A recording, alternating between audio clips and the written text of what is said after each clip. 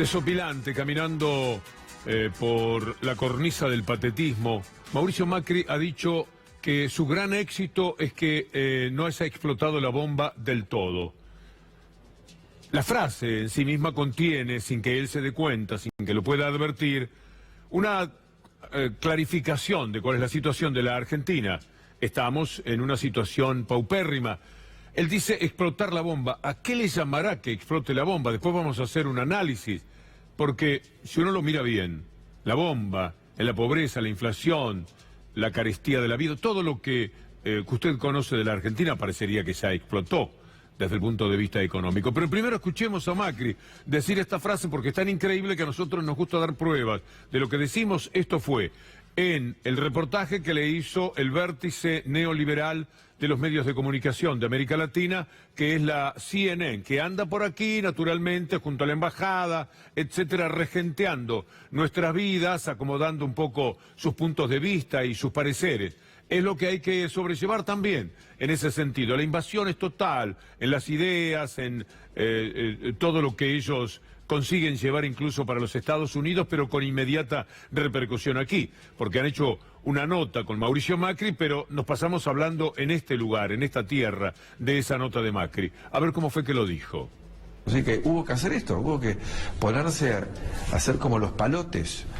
Y en un contexto donde veníamos de una década donde se había generado una semiconciencia equivocada de que se podía vivir de arriba y que se podía vivir eternamente sin pagar la boleta de luz y de gas, sin que nos fuese a pasar lo que le pasó a Venezuela, que se apagó todo. Entonces digo, fue muy duro para nosotros como gobierno, pero también para cada argentino que tuvo que tomar conciencia que habíamos estado en una gran borrachera, que nos habían querido engañar, de que era así, que no había que apostar, como nos dijeron nuestros abuelos, al trabajo. Entonces creo que eso es lo que hay que valorar, ¿no? Es duro decir que el mayor éxito económico es que no haya explotado la bomba del todo. Es duro decir que el mayor éxito económico es que no haya explotado la bomba del todo y que la hayamos ido pudiendo. ¿Qué será para Macri explotar la bomba? 4 millones de nuevos pobres. ¿No es una bomba que ha explotado en sus propias manos, en sus manos de absoluta incapacidad para gobernar junto a lo que era el mejor equipo de todos los tiempos, los últimos 50 años, pero seguramente competían con cualquiera de la historia? Este número, ¿no es una bomba que ha explotado? Uno le podría preguntar a Mauricio Macri. 35 de pobreza, 6, 7, 8 puntos más que cuando se hizo cargo del gobierno, según la UCA. En realidad, es muchísimo más la pobreza, porque, por lógica, si antes hubo una buena prestación de la asignación universal por hijos, se jubilaron 3 millones de personas, si el salario siempre estuvo por encima de la inflación, si la mortalidad infantil había caído a límites extraordinarios, si las personas con discapacidades tenían una buena pensión y todo lo que usted conoce, si había, no digo pleno empleo, pero casi 5.4, cuando terminó la gestión, por supuesto que había infinitamente menos pobreza de la que hay ahora. La comparación 29 a 35 es también un insulto a la inteligencia. Por eso le hemos preparado algunos cuadros, preparados por distinta gente, el CESO, el Centro de Estudios Calabrini Ortiz, el CEPA, esta fuente de Steingart, Saki, Favala. Mire lo que es ese cuadro, acerquémonos. Es desde el 2003... donde estaba la pobreza, el primer semestre era del 67%, y mire esa línea, en una permanente caída, con 26,9 en el 2015, 26,9, mira dónde ha subido, según este cuadro, a 35,2, un poquitito más de lo que da la UCA. ¿Quiere seguir mirando cuadros? Para que usted sepa que hay que decirle a Macri, no te explotó la bomba, 4 millones o más de nuevos pobres, cientos de miles de indigentes nuevos, gente que se te muere en la calle, es una bomba que ha explotado en tu mano. Podemos ir con los otros cuadros que tenemos, con los otros números y también con las otras placas que hacen a todo esto. Por favor, para que ustedes tengan una idea de cómo además miente el gobierno. 15 millones de personas accedieron en el periodo anterior, por primera vez, al servicio de agua potable y 11 millones al servicio de cloacas. Esto es indisputable, 2003-2015. Sigamos para que usted vea cuánto menos pobreza existía en función de la que ahora dramáticamente tenemos que sobrellevar. Casi 5 millones de alumnos accedieron a su primera computadora personal, a su notebook. ¿Qué más? Para que usted recuerde cosas que hacen a la discusión sobre la pobreza. 500.000 ciudadanos fueron los primeros de su familia en acceder a los estudios terciarios o universitarios. Y una más, por lo menos 10 millones de personas pudieron irse de vacaciones por primera vez en sus vidas. Y casi 8 millones disfrutaron por primera vez de aire acondicionado en sus hogares. Esto que Macri dice, vivíamos engañados. ¿Qué engañados? No era una persona que nos apantallaba desde la ventana, era aire acondicionado de verdad. Casi 5 millones de personas adquirieron por primera vez un auto 0 kilómetro y casi 2 millones de personas lograron por primera vez comprar su casa propia con créditos sociales o hipotecarios del gobierno. Esto fue hasta el 2015. ¿Una más? ¿Cómo no? Porque todos son ejemplos para decirle a Macri, no le explotó la bomba, mi amigo. Entre 2003 y 2015, el 33% de los habitantes del país salió de la pobreza, de 67 a ese número 25, 27, que para algunas otras encuestas, como la del CESO, estaba en 16, subiendo a 18 en el 2015. Entre 2003 y 2015, el 33% de los habitantes del país salió de la pobreza, 1 de cada 3. Y el 17,8% salió de la indigencia. La fuente es el Centro de Estudios Scalabrini Ortiz. El porcentaje de la población pobre, que era del 45,8% en el segundo semestre de 2003, se ubicó en 16,1% en el segundo semestre del 2014. Y también esta es fuente CESO. Y aquí está la última que vamos a tomar de la misma fuente, el porcentaje de población indigente. Aquellos que no acceden a una alimentación mínima, que era del 19,4% en 2003, estaba en 5,1% hacia finales del 2014. Entonces sí que sabíamos de pobreza. Lo que el otro día pretendió ignorar Rodríguez Larreta en una nota que se le hizo aquí en C5.1, cuando Juana Morín le pregunta, ¿cómo pueden explicar a la gente que ustedes quieren seguir en el mando con todo lo que les ha pasado en términos de pobreza? Y mire la pobre respuesta ofrecida por Rodríguez Larreta. Haciendo un repaso de datos objetivos, en los últimos 3 años y medio se duplicó el desempleo, aumentó la pobreza, cayó la industria, se disparó la deuda externa, volvimos al Fondo Monetario Internacional. ¿Por qué la gente debería volver a confiar en Mauricio Macri? ¿Qué garantía hay de que esto va a cambiar? Y quería consultarle puntualmente si usted coincide en que el diagnóstico es que la gente hoy está peor que a finales de 2015. Mira, en términos de pobreza la verdad que no sabemos, porque no había datos antes. O sea, si vos vas a comparar con cuando nos decían que teníamos menos pobres que Alemania, y sí, pero me parece que no eran datos fidedignos. Vos no sabemos cómo era la Argentina en muchos de estos datos que hoy estás dando. El de pobreza, que posiblemente es el más importante, no había estadísticas. Y esto parecería cerrar el tema, que no había estadísticas.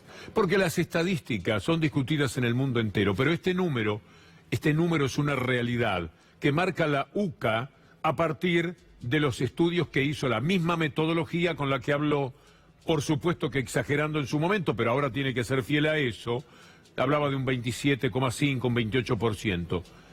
Es demasiado. Y Macri dice, lo mejor que me pasó, el éxito de mi vida, es que no explotó la bomba. 35% de pobres no es explotar la bomba. Muy bien se lo dice en un tuit Alberto Fernández hoy. 3.470 pobres, acérquense porque los números son interesantes. 3.470 pobres nuevos por día. 24.290 por semana, 104.000 por mes, 1.250.000 por año, 4.100.000 pobres nuevos desde que Macri es presidente. Y dice, pregunta Alberto Fernández, ¿te imaginás 4 años más así? Y dice, merecemos otro gobierno. Parte de la pobreza es quedarse sin trabajo. Se van hacia la pobreza, hacia la indigencia, las personas cuando se quedan sin trabajo. Yo vengo de La Rioja, un saludo muy cordial a la gente de Chilecito, a Silvia Gaitán, a la gente de Imogasta, Florencia López, a toda la gente de la gobernación, al propio Sergio Casas, con el que pude charlar telefónicamente. Pero ahí tenemos una demostración en La Rioja de lo que ha pasado en la Argentina. Hay un gran parque industrial, 4.000 personas se han quedado sin trabajo en ese parque industrial, que ha sido un orgullo de La Rioja y una solución económica para que no sea siempre el Estado provincial el que tenga que dar el trabajo. Es demasiado.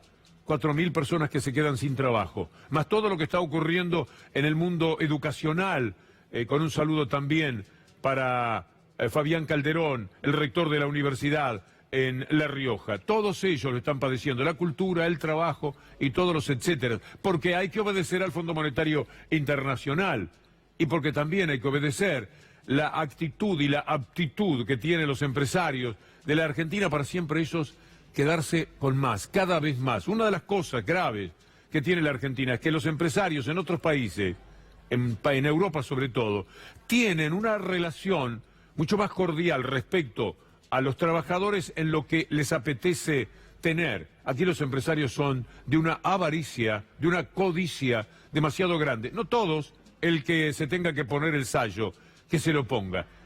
Vale la pena recordar lo que dijo Crivelli, el de la construcción, cuando el otro día, poco menos, que apuntaba a la esclavitud, es decir, trasladarnos a 1813.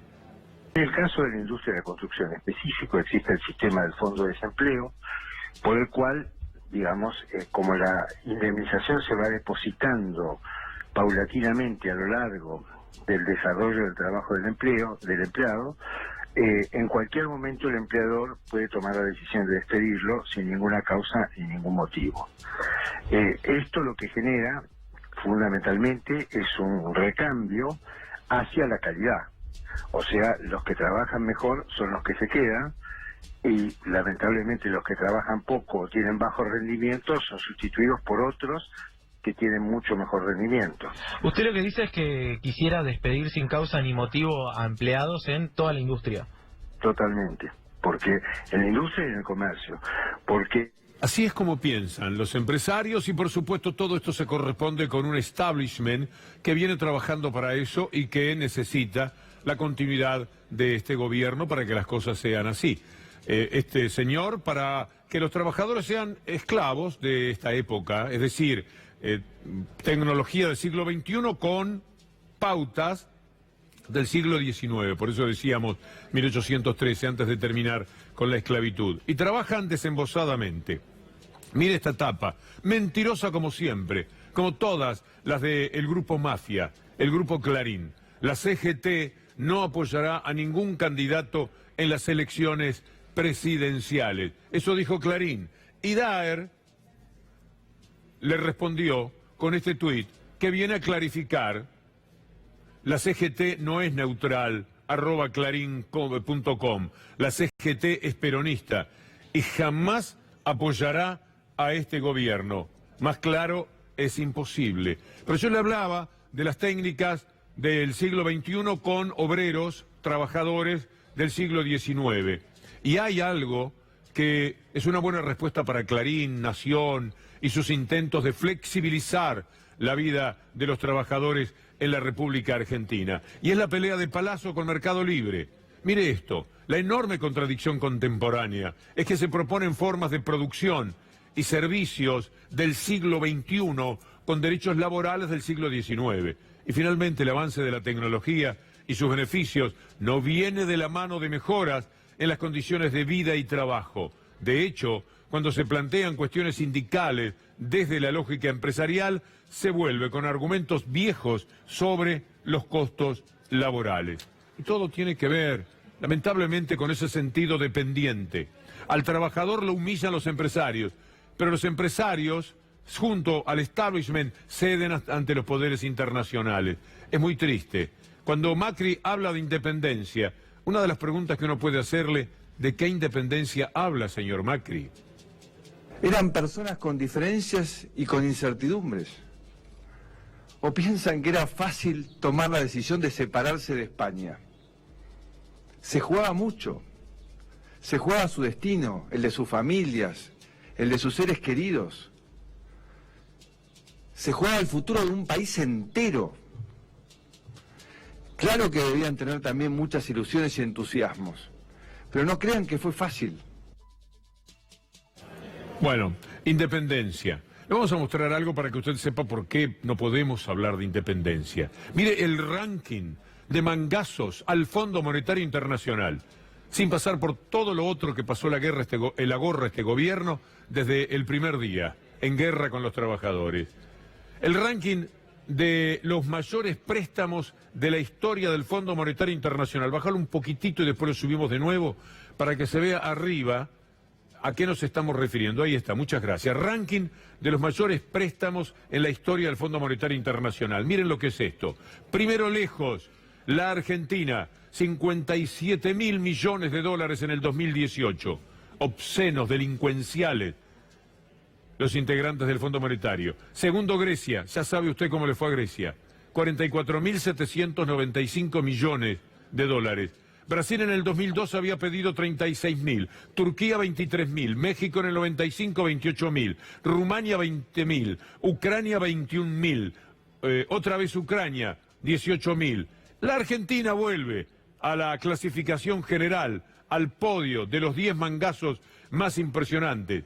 Y en la misma época en que se cocinaba todo lo que ahora padecemos, 21.537, sume 21.537 más otros préstamos que se habían realizado, blindaje, megacanje, y uno dice, ¿cómo es posible que hayamos retornado a esta falta de independencia en la Argentina? Queremos que haya independencia económica para que vuelva a ondear en la Argentina la bandera de la justicia social. Esas tres banderas son una sola. Sin independencia económica no hay soberanía política, sin independencia y soberanía no hay justicia social. Esas son las tres banderas que tenemos que recuperar en la Argentina. Bueno, esto se suma a la deuda que han tomado las provincias. Lo de la provincia de Buenos Aires es impresionante, pero antes que eso, para justificarla, para tener 4.000 millones de dólares más de deuda, todo en dólares, fue necesario que los fondos aportados al fondo del conurbano fueran menos que en el 2015. Aunque a usted le parezca mentira, si tomamos la inflación, el desgaste, la realidad en esa discusión que ahora tiene Kicillof con la gobernadora, las transferencias totales de nación a provincia de Buenos Aires, 2018 versus 2015, es 2% menos ahora. Una suba de 154% contra, es decir, 154% más en números directos de lo que aporta Nación al fondo del conurbano. Pero la inflación fue del 159%. Entonces, en realidad estamos en una derrota.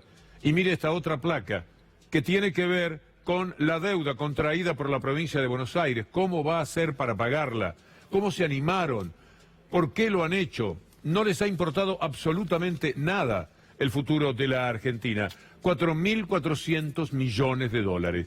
Pero no es el único problema que tiene hoy día la provincia de Buenos Aires y María Eugenia Vidal, porque ahora se sumó el conflicto por la cuestión jurídica. María Eugenia Vidal ha salido a contestarle a Eduardo de Lázari, al presidente de la Corte Suprema de Justicia de la provincia de Buenos Aires, que ha dicho verdades sostenidas por todos los que aman el derecho en la República Argentina y repudiadas por fiscales que son impresentables, por sectores mediáticos que saben perfectamente hasta dónde. Lo único que hay de justicia es la justicia mediática en la República Argentina. Medios que no son medios, sino que en realidad son fines. Pero vayamos por partes y escuchemos otra vez lo que dijo Eduardo de Lázari, presidente de la Corte Suprema bonaerense. Hay otro dato de la realidad que se podría denominar el abuso del proceso judicial penal. Estoy hablando de causas armadas artificialmente. Estoy hablando de abuso de testigos de identidad reservada, de arrepentidos, de factores de presión que inducen, fomentados y fogoneados por ciertos medios de prensa, a dictar condenas mediáticas y que llevan a un panorama sinceramente deplorable, en donde influyentes de todo tipo, espías, traficantes de escuchas telefónicas, con ciertas complicidades de algunos magistrados y miembros del Ministerio Público, terminan por generar un panorama que es absolutamente preocupante. El punto es que el Poder Judicial debe tener el rol de poder del Estado que lamentablemente ha perdido. No puede ser el tributario de los otros. Es una autopsia adelantada de lo que es la justicia, el derecho hoy día en la Argentina. Es abrir el cuerpo de la justicia y empezar a ver todo lo que la ha matado, todo lo que la ha anulado. Entonces uno encuentra acá un espía, es una autopsia de verdad. Acá un medio de comunicación que presiona a un juez, a una cámara, a una Corte de Casación, a la propia Corte Suprema de Justicia, porque ellos son en realidad los que mandan. Y después se rasgan las vestiduras diciendo, pero ¿cómo, de qué causas armadas habla? De estas, por ejemplo. La causa Bidone estuvo armada, la causa Carzoglio estuvo armada, la causa GNL, Casanello por la reunión en Olivos, Fariña y la preparación para la obra pública realizada entre el ministro de Justicia y el resto del gobierno, D'Alessio y la mafia de los contenedores, cuadernos y arrepentidos coaccionados, la causa Bonadío en el operativo PUF, tratando de desbaratar con esa imbecilidad jurídica lo que era un hecho, y lo es todavía, un hecho tan perturbador para el gobierno como lo que está haciendo en estos momentos el juez Ramos Padilla. Por supuesto salieron a contestarle. Hay un personaje que es Rívolo. Rívolo es el 2 de Stornelli. Si Stornelli es el titular, imagínense cómo es el suplente o el número 2. Bueno, sacó un comunicado que no vale la pena ni nos acerquemos con la cámara. Por supuesto enojados con lo que dijo De Lázari. Porque De Lázari corrió el velo, levantó el tul, por así decirlo, en realidad es una sábana muy gruesa, que está cubriendo todas las verdades que tenemos para decir en materia jurídica. Pero además de los fiscales, con Rívolo a la cabeza, lo que es más importante, salió también a, bueno, si tiene pruebas, póngalas sobre la mesa. Ella sabe que eso es imposible y sabe perfectamente de lo que habla Lázari. Estoy hablando de la gobernadora María Eugenia Vidal. Ahí está lo que ella le reclama a De Lázari.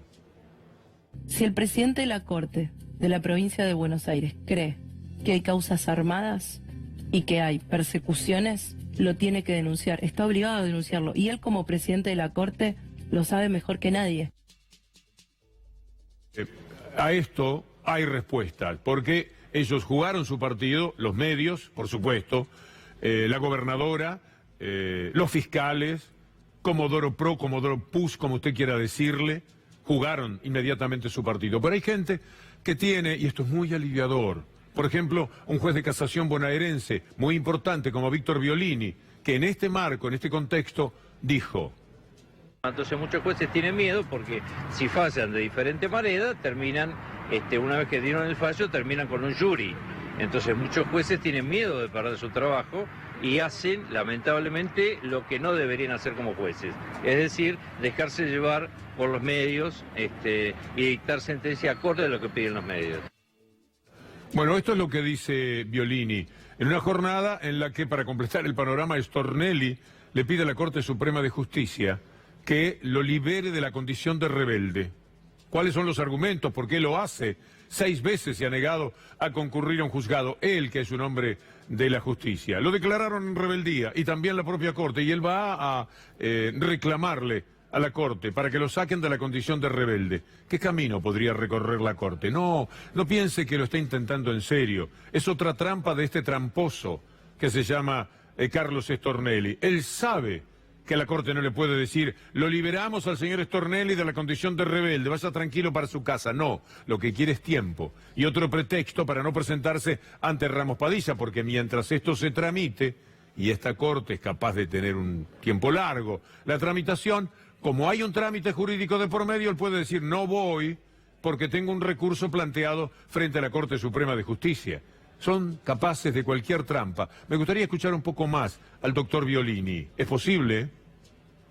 Se ha llamado a indagatoria en varias oportunidades a un fiscal de la Nación, el doctor Stornelli, y no se ha presentado, cuando realmente es descabellado esto, porque cualquier persona, una persona común, que es llamado de indagatoria y no se presenta, lo van a buscar a los 10 minutos con la policía y lo traen adelante del fiscal esposado. Vivimos en un mundo muy extraño, donde todo es posible. alguien que se suicida, convertirlo en un asesinado. Decir que alguien tiene una cuenta en el exterior, no existe ni el banco. Y así sucesivamente. Nos hemos acostumbrado a que un presidente pueda decir, vayan 2 de mis muchachos a la Corte Suprema de Justicia, así a dedo, intentarlo. Nos hemos acostumbrado absolutamente a todo, hemos naturalizado muchísimas cosas.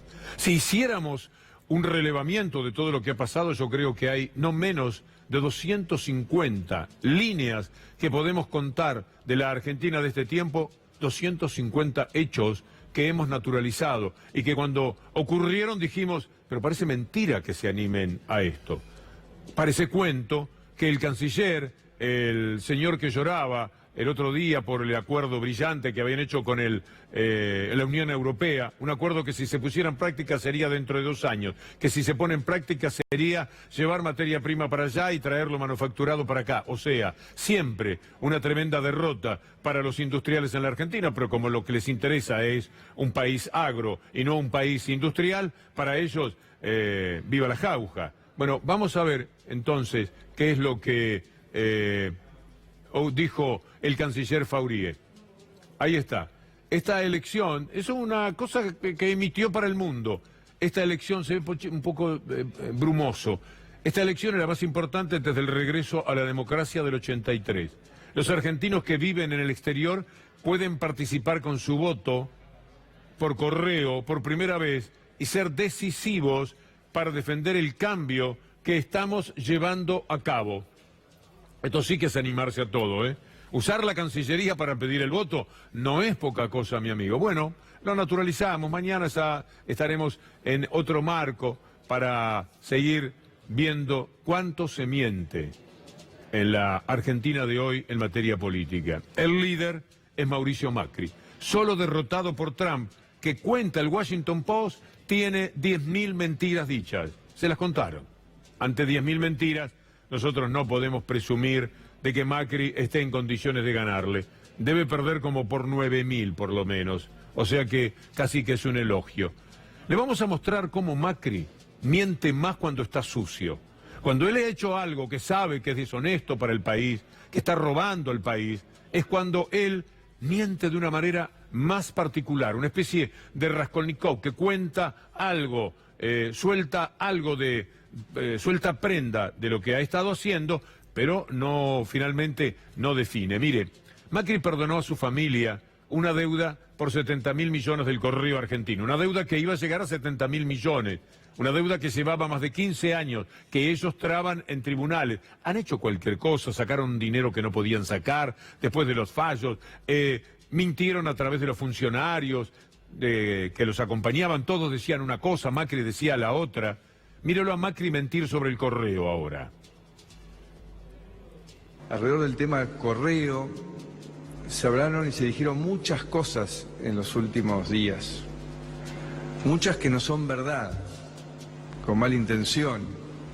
Pero bueno, ya estamos en un año electoral. Pero también tengo que reconocer que faltó algo de mi parte. No pensamos un mecanismo para controversias judiciales como esta, que existe entre el Correo y el Estado, donde el concesionario del Correo era mi padre. No previmos un mecanismo de difusión y discusión de lo que se estaba haciendo. Por eso yo lo he instruido al doctor Aguad a que volvamos a foja cero, porque lo bueno es que no hay ningún hecho con... Como los chicos, empecemos de nuevo. Así no basta, está bien, tenés razón, pero empecemos de nuevo.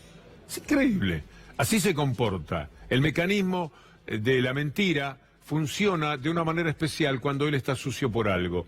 Los Panama Papers, por ejemplo. Esos Panama Papers que La Nación, Clarín, Paul Singer, los periodistas de Clarín, de Nación, buscaban por todos lados. ¿Se acuerdan? ¿Dónde estaban las cuentas? Buscaban en Las Vegas, buscaban en Seychelles, buscaban por todo el mundo. Le pasaban peine fino con Paul Singer, que de los bancos sabe absolutamente todo, con la Cancillería, con lo que fuere. Nunca encontraron nada, mala suerte. Encontraron 50 cuentas, por lo menos, de Mauricio Macri, y cientos de cuentas que tienen que ver con el establishment económico. En otros países, mire, el presidente Macri otra vez envuelto en los Panama Papers, tenemos varios títulos, pasémoslo rápidamente. El caso del mandatario volvió a ser tema de debate en un evento de transparencia internacional, el asunto llegaba lejos. Si quieren mostramos alguno más de los títulos.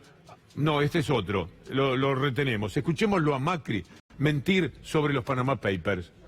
Su opinión sobre el tema de los Panama Papers que han de alguna manera conmovido a la Argentina en las últimas horas. Que me parece que hay algo positivo en el mundo en que vivimos, que cada vez se avanza hacia una mayor transparencia, ¿no? Y cada vez hay más conocimiento público de informaciones que antes eran de difícil acceso.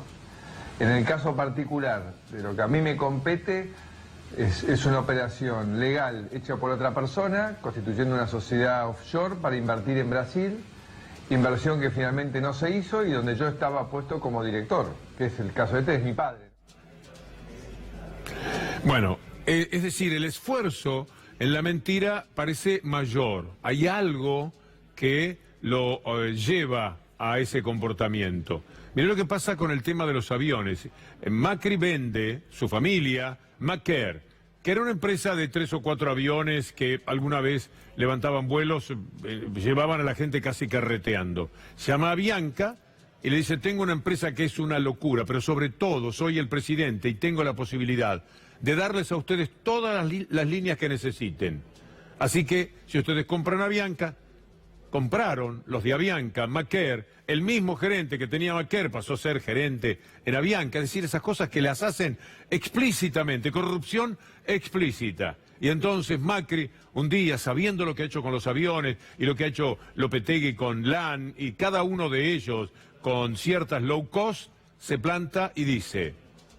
¿No? Cuando yo les he hablado estos meses, estos años de la revolución de los aviones, es una revolución porque son 5.000 personas que hoy están trabajando en esta industria para prestarle servicio a los argentinos, a los extranjeros que nos visitan, pero es una revolución en cada destino.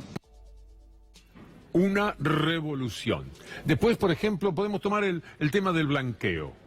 Él le habla a las personas de edad, le dice que va a haber una reparación histórica, y todo lo que quería era blanquear, lavar el dinero de su hermano, de su amigo Caputo, de Mindlin, hasta donde sabemos, gracias al periodista Horacio Berbisky, que en su momento publicó lo que aquí está señalando Tiempo Argentino, un hermano de Macri, un primo de Peña Brown, el hermano de vida Nicky Caputo, el alegado comprador de la empresa familiar, Marcelo Mindlin, un cuñado de Clusellas, bloquearon 132 millones de dólares. Gianfranco Macri blanqueó 5 veces más de lo que declaró Mauricio. ¿Sabe qué ha hecho más dinero? Decía Berbisky con sorna. El fiscal investiga la omisión maliciosa de la declaración jurada presidencial. Bueno, habían hecho una verdadera locura, un decreto de Macri para que su familia diga que tiene tanto dinero afuera, para salvarse, porque el mundo andaba buscando ese dinero, lo buscaba Merkel, lo busca el presidente de Francia, Theresa May, aquellos países donde se dieron cuenta que los ricos sacaban demasiado dinero y no estaban pagando los impuestos, entonces dijeron, no, esto no va. Así que vamos a ir contra los paraísos fiscales. En los paraísos fiscales, el país que debe tener más plata, en términos relativos, es seguramente la Argentina. Y pusieron barbas en remojo y dijeron, bueno, vamos a blanquear. Todo el blanqueo es para huir de que les descubrieran esas cuentas en la investigación que se estaba haciendo por todo el mundo, porque ellos sí tenían cuentas. Las que no encontraban de otros y buscaban por todos lados, las tenían ellos. Entonces, después que se sabe lo que Berbisky denunció, todo lo que habían anunciado que tenían de dinero afuera, Macri, compulsivo para la mentira, pero en este caso tocado, dirá una breve mentira, en este caso, de las muchas que ha dicho sobre este tema, ante la pregunta de una periodista internacional.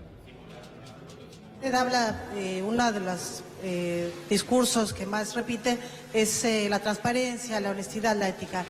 ¿Cómo explica entonces a los argentinos el hecho de que su hermano haya blanqueado millones de pesos gracias a la ley que usted reformó por decreto? Gracias. Que mi hermano haya blanqueado era un derecho que le daba la ley y lo hizo dentro de la ley. Bueno, la ley que él había hecho. Es una locura lo que nos pasa con Macri. Porque es de risa a veces. Es de enojo también, es decir, es de indignación. Pero en el fondo parece angelical. No advierte que todo el mundo, los que lo rodean, incluso dice otra cosa. No te defienda de esa manera diciendo es la ley. Si todos sabemos que la ley la hiciste vos, ni siquiera es ley. Hiciste un decreto. Es una barbaridad. Y la parte de ley que había, traicionaste a todos los que te habían firmado. Todos aquellos que tanto colaboraron con vos en el comienzo del gobierno y que todo lo que te pedían era que los familiares no trajeran los dineros. Y dijiste, quédense tranquilos, no los van a traer. Y después sacaste un decreto. Y aparecen tus amigos, tu hermano, tu familia. Vas a saber cuántos más, porque a Berbisky tuvo acceso a una partecita. Todo el establishment debe andar con cientos de millones de dólares. Entonces cuando le preguntan a Macri, dice la ley. Es la ley. Le dice a la periodista y pase otra cosa, porque la periodista ya no puede repreguntar. Y pasa inadvertido. Tengo como 10 más, de todos los días, pero también están los tiempos. Tiene razón mi amigo Leandro Gabriel. Es que producen mucho, Julián Capazo, Lautaro Maislin, Ezequiel Leone, unos leones verdaderamente, para preparar cada una de estas columnas, cada uno de estos trabajos. Así que voy a cerrar con algo que entiendo que relativamente puede ser simpático, para una sonrisa, sobre las mentiras de Macri. Por eso yo te voy a contar lo que no voy a hacer. Pero lo peor ya pasó. No voy a mentir ni con la inflación ni con nada. Otra vez volvemos para atrás. Cuando todo está fuerte. La inflación no va a ser un tema. No voy a hablar y no escuchar. Creció la economía, bajó la inflación, aumentaron la inversión, las exportaciones, bajó la pobreza y creamos 700.000 puestos de trabajo. Que si la inflación no baja, es culpa mía. No voy a sacarle la ayuda a nadie. En mi gobierno, los trabajadores no van a pagar impuestos a las ganancias. Basta de tirotearnos tanto, gobierno. Nosotros no somos el problema, somos la solución. Y lo más importante es que no te voy a dejar solo a vos ni a ninguno de los argentinos. Días cuando me decías que yo era solo para ti. Días cuando me decías. La columna sigue mañana, Dios mediante. Nuestro noticiero sigue ahora con Luli Trujillo.